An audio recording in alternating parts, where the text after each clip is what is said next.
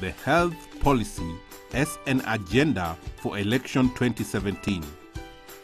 Article 43 of the Constitution outlines the economic and social rights. It provides that every person has the right to the highest attainable standards of health, including the right to healthcare services.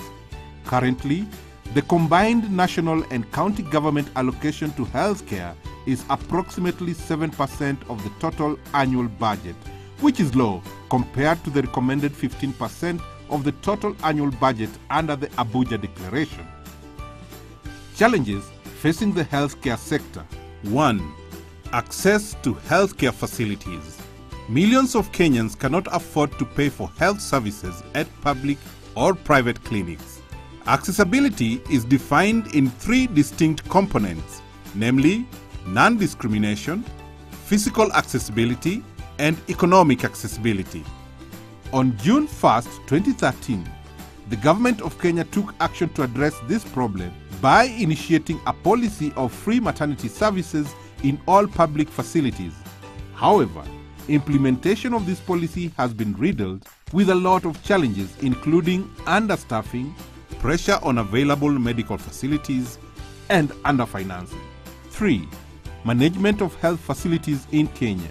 Proper management of health facilities entails applying proper management functions including planning, organizing, defining roles, creating processes and incentives, ensuring accountability, hiring and motivating staff.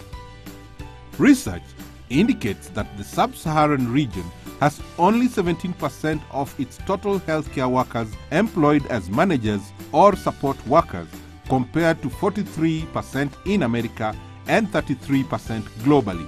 Poor management of the Kenyan healthcare sector causes an annual loss of over 5 billion shillings to the country's economy. 4. Health sector financing. The primary source of financing in the health sector in Kenya is the national government, which contributes to about 30%, while the main funder remains households at 51%. Donor funding contributes to about 16% of the total share of health financing. Compared to other sectors such as physical infrastructure and education, development partners have not invested as much in the health sector. Prioritizing health financing is a critical and essential element for economic growth and the well-being of a society. 5. Lifestyle diseases and risk health factors. In the last 5 years, the upper and middle class in Kenya have continued to increase. As a direct consequence, many engage in unhealthy eating habits which contribute to lifestyle-related diseases such as hypertension, diabetes, cardiovascular diseases, increased risk of obesity, etc. In 2015, World Health Organization estimates that 61% of all deaths were as a result of chronic diseases associated with lifestyle diseases. 6. Health sector service delivery. Health service delivery in Kenya has been faced with challenges such as financing of level 5 hospitals and communication disconnect between the healthcare workers and the counties. On several occasions, health personnel in the counties have been protesting poor and delayed salaries and promotions in some counties. Proposed solutions.